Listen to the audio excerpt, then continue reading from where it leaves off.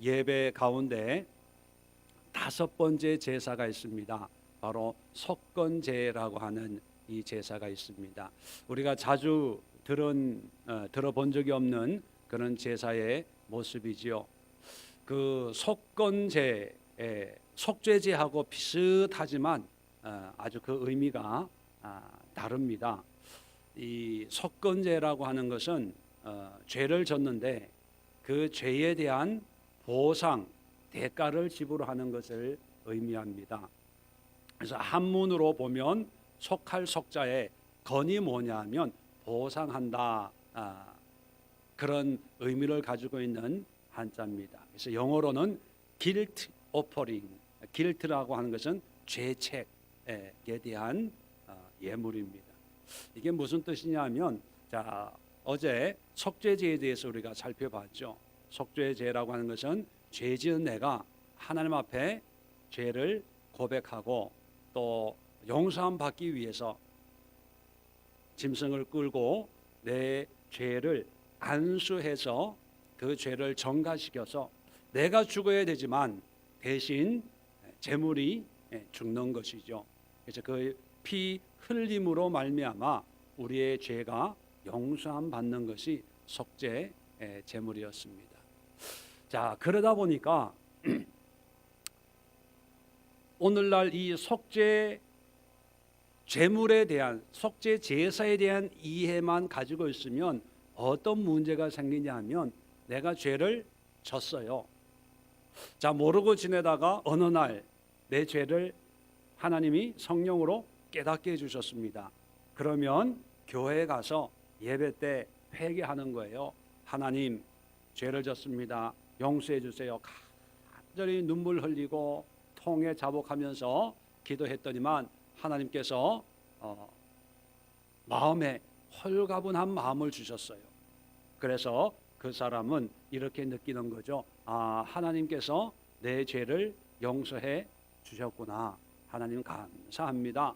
그래서 감사 예물도 드리고, 그래서 믿는 거예요. 어떻게 믿는다고요? 하나님이 내 죄를 속해 주셨구나. 자, 그래서 이제 그 죄는 나와 상관이 없다. 왜? 내가 하나님 앞에 기도해서 회개했고 또 하나님이 나를 용서해 주었다는 확신, 믿음이 있기 때문에 문제가 용서함 받았다, 이렇게 생각을 합니다. 자, 이런 신앙생활은 바른 신앙생활일까요? 잘못된 신앙생활일까요? 여러분들은 어떻게 생각하세요? 회개에 대해서, 용서함, 하나님의 용서함에 대해서 어떻게 생각하십니까? 일반적으로 우리가 회개, 용서, 속죄라고 하는 그런 의미를 제가 말씀드린 것처럼 이런 범주로 이해하고 생각을 합니다. 옛날에 나온 영화 가운데 밀양이라는 영화가 있습니다. 뭐 보신 분도 있을 것이고 아주 오래된 그런 영화인데, 이 밀양에 나오는 스토리도 이와 같은 속죄를 하는 거예요. 뭐 길게 설명을 할 수는 없지만 유괴범이 감옥에 갔어요. 그래서 이 유괴당해서 아들을 잃어버린 엄마가 예수님을 믿고 이 유괴범을 용서하려고 면회를 온 거예요. 자기 아들을 죽인 유괴범을 용서한다는 건 쉬운 일이 아니죠. 그래서 큰 마음을 먹고 하나님께서 원수를 사랑해라, 이런 말씀을 하셨기 때문에 내가 용서해야지. 그리고 왔는데 용서하려고 준비를 하고 만났는데 이 유괴범이 뭐라고 그러냐면 하나님이 다 용서해 주셨대.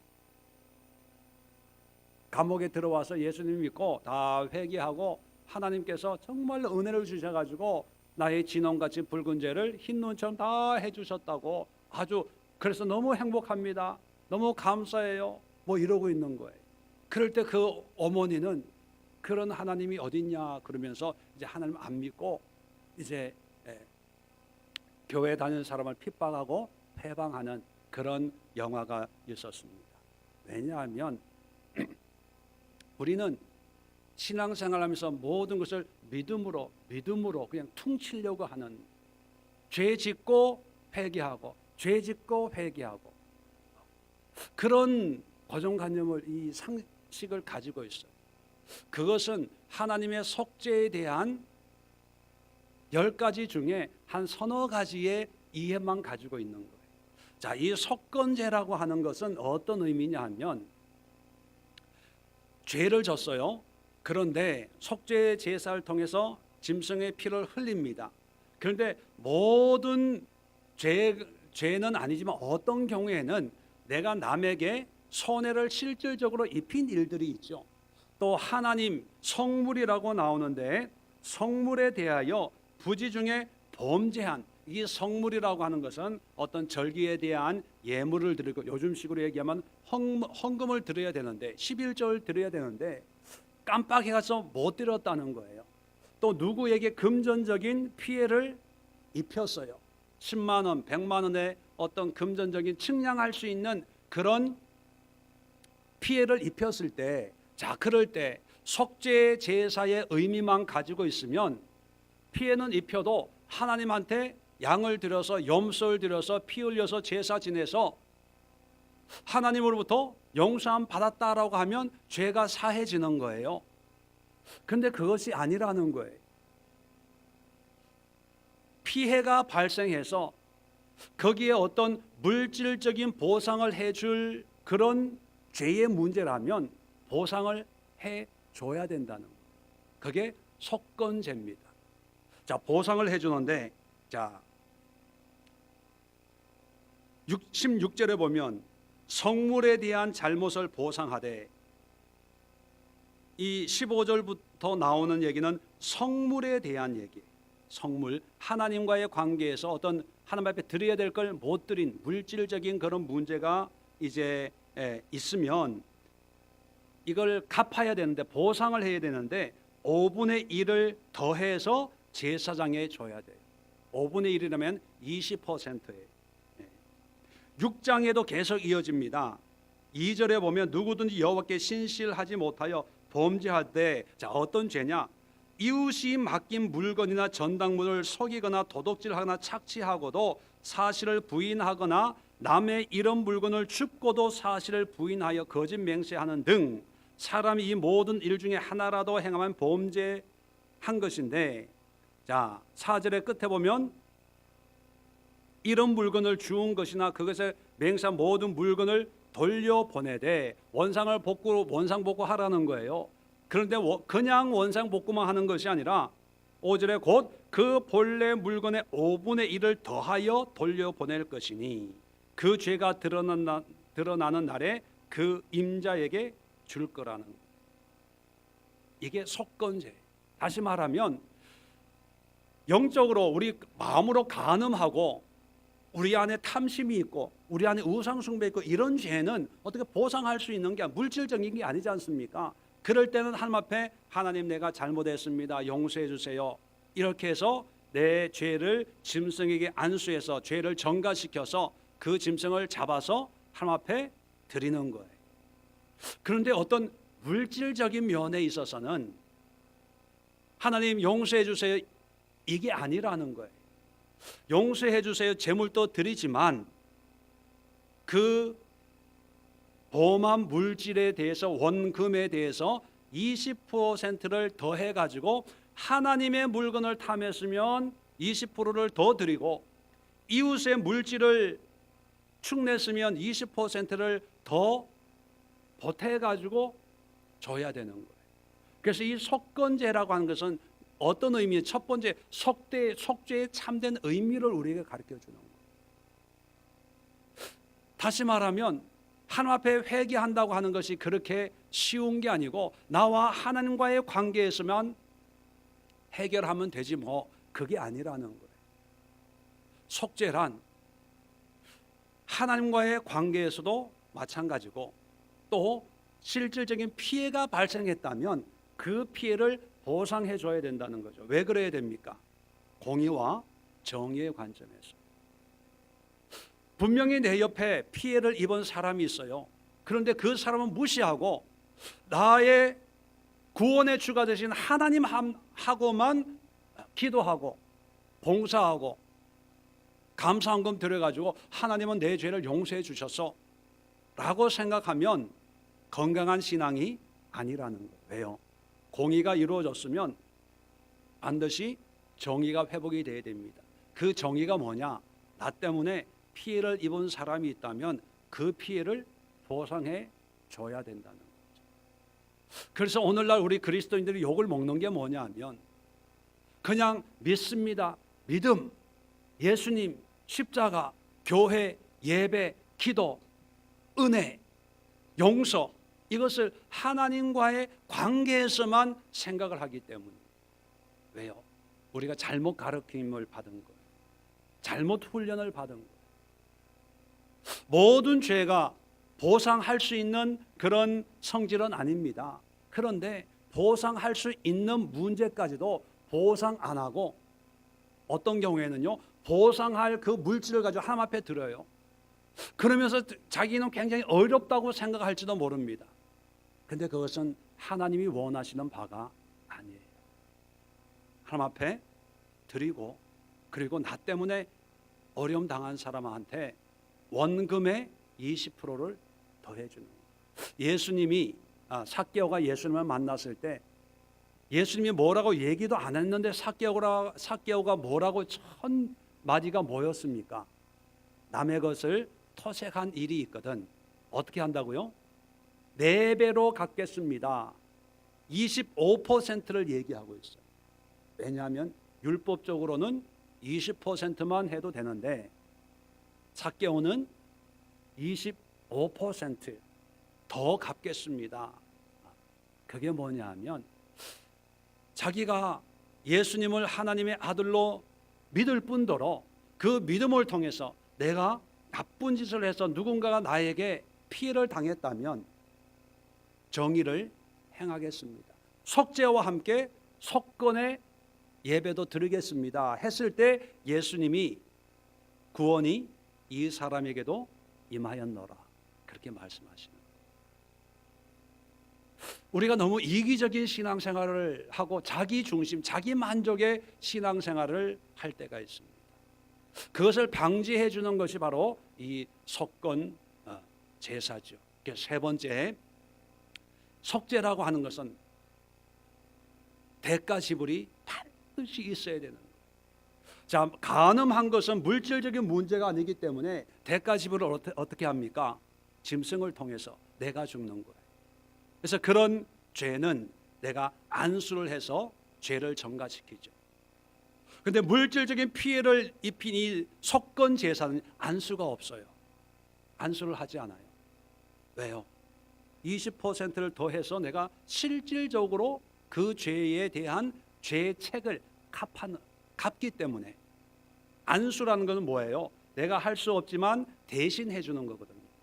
근데 물질을, 이 속건은 대신 해줄 필요가 없이 실질적으로 내가 그렇게 하는 거예요. 그래서 이 속건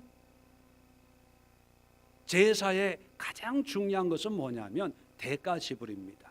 그 대가 지불을 어떻게 하냐? 하나님께는 예물을 드리고 또 피해를 입은 사람에게는 보상을 해주는 거죠. 그런데 오늘날 이런 예물과 보상의 개념이 그냥 예수님의 십자가 이 한마디로 다 없어져 버려가지고 예수 믿는 사람들이 이기적이지 않냐,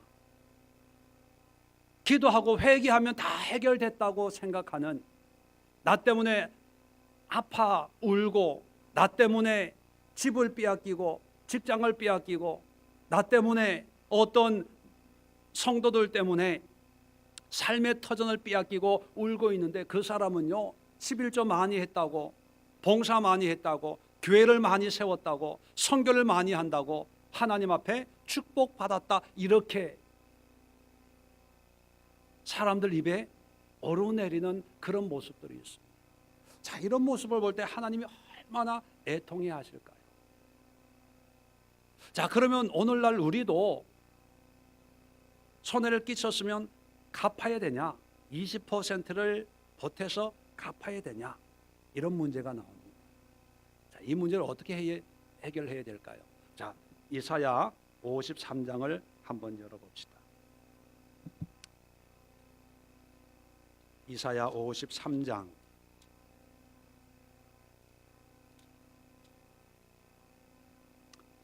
자, 53장은 여러분 잘 아시는 것처럼 이제 예수님의 십자가의 의미를 우리에게 미리 예언적으로 말씀해 주시는 거죠. 4절에 보면 그는 예수님을 얘기합니다. 실로 우리의 질고를 지고 우리의 슬픔을 당하였다. 또 고난을 당하였다 말씀하시면서 5절을 보세요. 그가 찔림은 우리의 허물 때문이요 그가 상함은 우리의 죄악 때문이라. 그가 징계를 맞음으로 우리는 평화를 누리고 그가 채찍에 맞음으로 우리는 나음을 받았도다. 우리는 다 양 같아서 그릇 행하여 각기 제 길로 갔거늘 여호와께서는 우리 모두의 죄악을 그에게 담당시키셨도다. 뭐냐 하면 뭐 때문에라고 하는 것은 우리의 허물 때문에 아무 죄가 없으신 예수님이 대신 고난을 당했다는 거예요. 이 의미가 무슨 뜻이냐를 10절에 우리에게 이렇게 분명하게 설명을 해줍니다. 이게 무슨 의미냐? 여호와께서 그에게 예수님을 얘기합니다. 상함을 받게 하시기를 원하사 하나님 아버지 성부 하나님이 성자 예수님이 이렇게 되기를 원했다는 거예요. 자, 질고를 당하게 하셨은즉 십자가의 고통을 당하게 했다는 거예요. 자, 왜 이렇게 했냐? 보세요. 그의 영혼을, 누구의 영혼입니까? 예수님의 영혼을 속건 제물로 드리기에 이르면, 무슨 제물? 속건 제물. 이르면 그가 씨를 보게 되면, 씨를 보게 된다는 것은 후손입니다. 그의 날은 길 것이요 예수님은 비록 죽지만 그 후손들을 통해서 예수님의 이 속건 제물의 의미가 영원토록 오래 기억된다는 겁니다. 또 그의 손으로 여호와께서 기뻐하시는 뜻을 성취하리로다. 그가, 예수님입니다, 자기 영혼에 수고한 것을 보고 만족하게 여길 것이라. 예수님이 자기가 이 고난의 속건 제물에 제물된 것을 만족한다는 거죠. 나의 의로운 종이 자기 지식으로 많은 사람을 의롭게 하며 또 그들의 죄악을 친히 담당하리로다. 자, 여러분, 여기서 말씀하는 핵심이 뭡니까? 우리의 속건 제물은 누구다? 예수님이에요. 자, 그러면 우리가 이 예수님을 나의 속건 제물이라고 하는 것을 어떻게 우리 신앙생활 속에 적용을 합니까? 잘못 적용한 예가 미량 같은 경우라고 말씀을 드렸어요. 그냥 기도해서 하나님 용서 받았어, 은혜를 베푸셨어, 그러니까 나는 당신한테 뭐 해줄 게 없어. 과연 이것이 예수님이 속건 제물 되심을 믿는 신앙일까? 하나님이 우리에게 원하는 바가 뭘까 하는 거예요. 오늘 이걸 가지고 여러분 한번 기도해 보십시오. 제가 이해하는 예수님의 속건 제물이라고 하는 것은,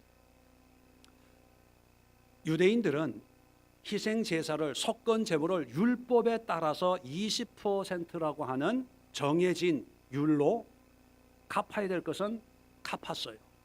자, 그렇다면 예수 그리스도가 속건 제물이라면 이미 예수님이 우리의 모든, 우리 때문에 피해 입은 사람들에게 희생 제물이 되셨어요. 그러면 잘 한번 비교해 보세요. 구약 시대는 예를 들어 원집사님 때문에 내가 100만 원 손해를 입은 사람이에요. 그러면 원집사님은 나에게 120만으로 갚아야 내가 회복이 되는 거예요. 그죠? 근데 예수님이, 이제 신약 시대는 예수님이 속건 제물이에요. 제물이 되셨다는 거예요. 그러면 원집사님은 예수님을 속건 제물로 삼아서 하나님 앞에 그 죄책을 해결받죠. 그런데 나는, 원집사님은 예수님하고 예수님을 믿는 사람이니까 예수님이 속건 제물인 걸 믿어요. 알아요. 깨달았어요. 그런데 나는 원집사님이 예수님 믿는다고 한다는 건 좋아요. 그런데 내가 피해를 입었는데 원집사님이 예수 믿는 거하고 내가 피해 입은 거하고 피해를 보상받는 거하고 나는 상관이 있어요, 없어요? 없어요. 그러면 공의가 회복이 되는 거예요, 안 되는 거예요? 안 되는 거예요. 오히려 공의가 회복이 되는 게 아니고 오히려 예수님 때문에 더 차별을 받는 거예요. 당연히 보상을 요구할 수 있는데 상대방에서는 예수 믿는다는 이유 때문에 보상 안 해도 된대. 왜 안 해도 돼? 예수님 믿으니까. 예수님이 나의 속건 재물이니까. 이사야서 53장 10장을 봐라. 이렇게 얘기하면 은혜가 돼요? 안 돼요? 나한테는 더 열받아요. 그런 하나님 어딨냐? 넌 안 믿어라. 예수님이 속건 재물이어도 예수님 안에 믿음으로 믿음 생활하면요, 제가 이해하는 하나님은 내가 갚을 능력이 있으면 예수님이 속건 재물이지만 그 사람에게 속건 재물로 20%를 갚는 게 아니라 감사함으로 하나님의 은혜에 기쁨으로 20%가 아니라 형편에 따라서는 100%를 갚을 수 있고 형편에 따라서는 10%를 갚을 수 있고 그 퍼센테이지는 우리에게 의미가 없지만 하나님의 은혜를 입은 우리는 피해 입은 사람들에게 우리가 할 수 있는 정말 성령의 감동으로 하나님의 뜻 가운데서 우리가 할 수 있는 최소한의 보상, 속건, 재물은 아니지만 죄의 길, 이 죄의식을 해소하기 위한 어떤 성의랄까? 기쁨과 감사함으로 또는 섬김이랄까? 하나님의 은혜로 말미암는 속죄를 허락해 주신 그 은혜에 감사해서 옆에 나 때문에 힘들어하는 사람을 물질로든지 물질이 없으면 마음으로든지 말로든지 아니면 몸으로든지 충분히 그 피해를 보상하기 위한 수고를 여러 모양은 있겠지만 저는 해야 된다고 생각합니다. 왜요? 원수도 사랑해야 되고 예수님의 비유로 많이 탕감받은 사람이 더 많이 사랑해요. 그죠? 적게 탕감받은 사람은 자기가 적게 탕감받았기 때문에 그것이 얼마나 귀중한지 모릅니다. 정말 하나님이 예수님이 나의 죄에 대한 대속을 위해서 죽을 필요가 없는 분인데 죽었다는 이 사실을 깨닫는다면 물질의 피해 회복에 대한 아깝다, 이걸 또 갚아야 돼 말아야 돼 이런 생각을 안 할 거라고 저는 생각해요. 진정한 하나님의 은혜를 누리는 자는 예수님이 나의 속건 재물이라고 하는 것을 깨달으면 이제 물질의 의미는 이제 없어져요. 오히려 감사함으로 고마움으로 또는 미안함으로 우리가 가서 죄송합니다. 내 형편이 이거밖에 안 되니까 차차 갚아 나가겠습니다. 이렇게 하겠습니다. 그런데 예수 믿는 사람들이 예수님이 속건 제물, 속죄 희생 제물이 되셨기 때문에 예수님으로 나의 모든 죄가 탕감받았습니다라고 하는 일부분의 속죄의 의미만을 믿는 거예요. 왜 믿을까요? 믿는 이유가 뭘까요? 쉬우니까, 편하니까. 믿음만 갖다 붙이면 정말로 하나님 앞에 신앙생활하기가 너무 편해요. 어제까지 간음하고 술 먹고 담배 피우고 하지 말는 거 다 해도요, 오늘 교회 와가지고 하나님 용서해 주세요, 앞으로는 그렇게 안 하겠습니다, 하나님 찬양하고 하면 용서받았다고 그렇게 생각을 해요.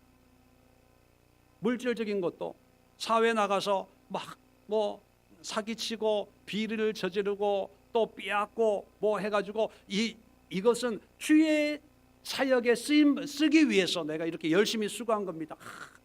교회를 세워.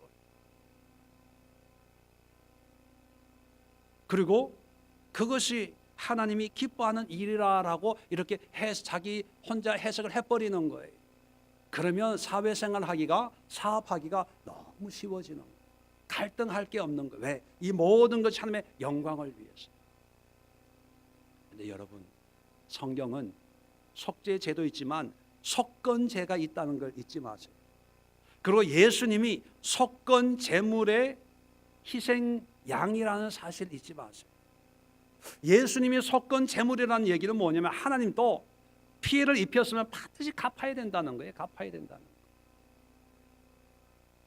그리고 예수 믿는 우리도 예수 안에 있으면 모든 죄에 대해서는 아니지만 성령의 감동이 있으면 갚아야 돼요. 어느 정도 우리의 마음을 표현해야 됩니다. 꼭 20%라고 하는 그런 퍼센테이지가 아니라 어떤 면에서는 3배로 4배로 갚을 수가 있고 어떤 면에서는 그저 50%밖에 못 갚을 수도 있고 여러 종류지만 중요한 것은 하나님이 우리에게 말씀하실 때 우리는 순종해서 그 피해를 우리가 감당해야 돼요. 이게 속건제물.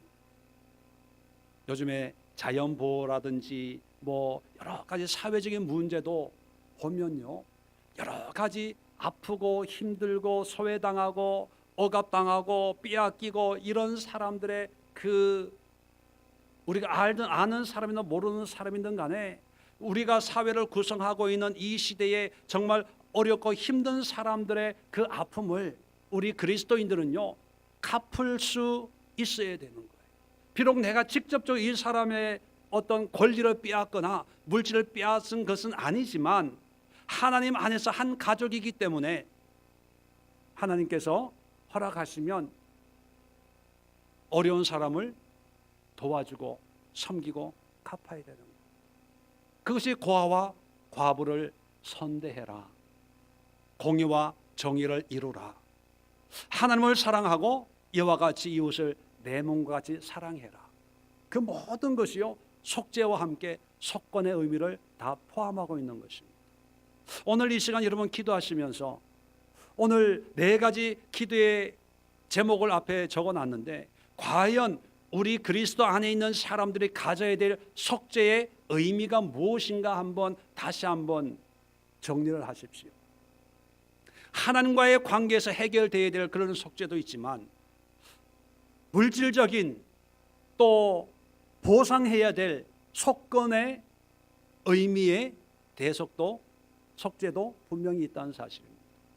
그리고 속건제를 통해서 하나님이 원하시는 것은 공의가 회복이 되었으면 똑같이 이웃과 피해 본 사람과 정의의 조화를 이루라는 거예요. 그리고 그걸 위해서 할 수만 있으면 대가를 지불하라는 것입니다. 보상해 주라는 거예요. 마음을 주라는 거예요. 미안함을, 용서함을 주라는 것입니다. 그리고 오늘 이사야 53장을 본 것처럼 궁극적으로 우리에게는 20%라고 한 율법적인 속건제의 예물이 필요한 게 아니라 오직 예수님입니다. 예수님 안에서 상처 입은 사람을 품고 그들을 섬기고 그들을 위해서 하나님의 사랑을 보여줄 수 있는 그런 순종하는 그런 마음을 가질 때 번제와 소제와 화목제와 속죄제와 속건제를 통해서 온전한 하나님을 예배하는 하나님의 백성의 삶을 살 수가 있다는 것입니다. 오늘 말씀을 마음속 깊이 생각하시면서 5가지의 제사를 오늘까지 한번 살펴보았습니다. 그 마지막이 바로 오늘 이름도 생소한 속건제의 의미가 있다는 것을 생각하시면서 우리의 어떤 하나님 앞에 살아가는 삶의 모습을 한번 되돌아보면서 다시 점검하고 하나님 앞에 결단하며 서원하며 나아가는 이 시간 될 수 있기를 바랍니다. 기도합니다. 좋으신 하나님